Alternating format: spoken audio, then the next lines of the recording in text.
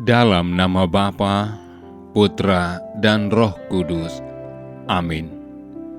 Allah Bapa yang Maha Kasih, kami bersyukur kepadamu atas penyertaan-Mu dalam hidup kami. Sebentar lagi kami akan mendengarkan dan merenungkan firman-Mu. Berkatilah kami, agar kami mampu memberi hati dan pikiran kami untuk merasakan kehadiran-Mu dan sapaan-Mu lewat sabda dan renungan hari ini.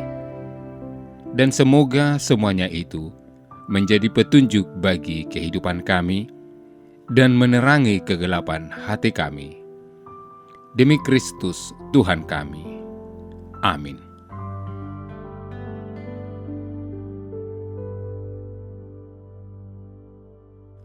Kemudian datanglah murid-murid Yohanes kepada Yesus dan berkata, "Mengapa kami dan orang Farisi berpuasa, tetapi murid-murid-Mu tidak?" Jawab Yesus kepada mereka, "Dapatkah sahabat-sahabat mempelai laki-laki berduka cita selama mempelai itu bersama mereka? Tetapi waktunya akan datang, mempelai itu diambil dari mereka, dan pada waktu itulah mereka akan berpuasa. Tidak seorang pun menambalkan secarik kain yang belum susut pada baju yang tua. Karena jika demikian, kain penambal itu akan mencabik baju itu, lalu makin besarlah koyaknya. Begitu pula anggur yang baru tidak diisikan ke dalam kantong kulit yang tua. Karena jika demikian, kantong itu akan koyak hingga anggur itu terbuang dan kantong itu pun hancur. Tetapi anggur yang baru disimpan orang dalam kantong yang baru pula. Dan dengan demikian, terpeliharalah kedua-duanya." Demikianlah sabda Tuhan. Saudara-saudari yang dikasihi Tuhan, tidak selalu apa yang kita lakukan dengan benar mendapat dukungan orang lain. Mungkin beberapa orang tidak mengerti, tidak sepakat, atau tidak menyukainya. Apakah kita perlu memberi penjelasan pada mereka? Dalam kutipan hari ini, kita melihat sikap murid-murid Yohanes yang menyaksikan tindakan Yesus. Mereka tidak terlalu mengerti alasan berpuasa, atau mereka berpuasa karena mengikuti kebiasaan orang-orang Farisi. Yesus memberi jawaban pada mereka bahwa puasa yang sesungguhnya didasarkan atas perasaan duka cita atau kesusahan hati, bukan karena ritus dan kewajiban agama semata. Saudara, sebagaimana Yesus menjawab, kita seharusnya juga memberikan jawaban yang penuh hikmat berdasarkan pada kebenaran firman atas pertanyaan atau pertentangan yang kita hadapi. Yesus berkata, "Jadi pergilah dan pelajarilah arti firman." Oleh sebab itu sebaiknya kita belajar melakukan firman Tuhan secara serius agar lebih benar dan berhikmat dalam menjawab setiap pertanyaan yang diajukan pada kita. Allah memberikan hikmat pada orang yang sungguh-sungguh mencari hikmat darinya. Firman Allah jauh lebih berharga daripada emas dan permata yang paling mahal sekalipun. Mari kita memohon dan mencari hikmat darinya agar perkataan kita pun penuh hikmat Allah.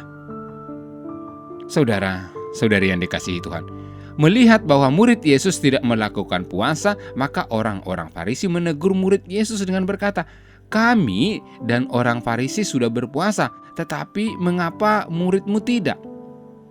Murid-murid Yohanes tidak dapat menerima bahwa mereka telah melakukan kewajiban puasa, sementara murid Yesus tidak. Dapatkah sahabat-sahabat mempelai laki-laki berduka cita selama mempelai itu bersama mereka? Yesus mengharapkan orang percaya berpuasa setelah Dia kembali ke surga. Masa ini adalah masa ketidakhadiran, yaitu dari saat kenaikannya ke surga sampai kedatangannya kembali. gereja menantikan kedatangan kembali mempelai laki-laki. Dengan ini kita dapat memahami bahwa tujuan orang berpuasa ialah agar mereka dapat mendekatkan diri, bersatu dengan Yesus. Jika seseorang sudah bersatu dengan Yesus, maka dia tidak perlu lagi berpuasa. Tetapi akan tiba waktunya bahwa mempelai akan diambil daripadamu. Maka pada waktu itulah kamu harus berpuasa. Saudara-saudari yang dikasihi Tuhan, puasa adalah tanda pertobatan, tanda penyangkalan diri, dan tanda kita mempersatukan sedikit pengorbanan kita dengan pengorbanan Yesus di kayu salib sebagai silih dosa kita dan demi mendoakan keselamatan kita. Maka puasa bukanlah penampilan yang ditunjukkan agar terlihat dekat dengan Tuhan.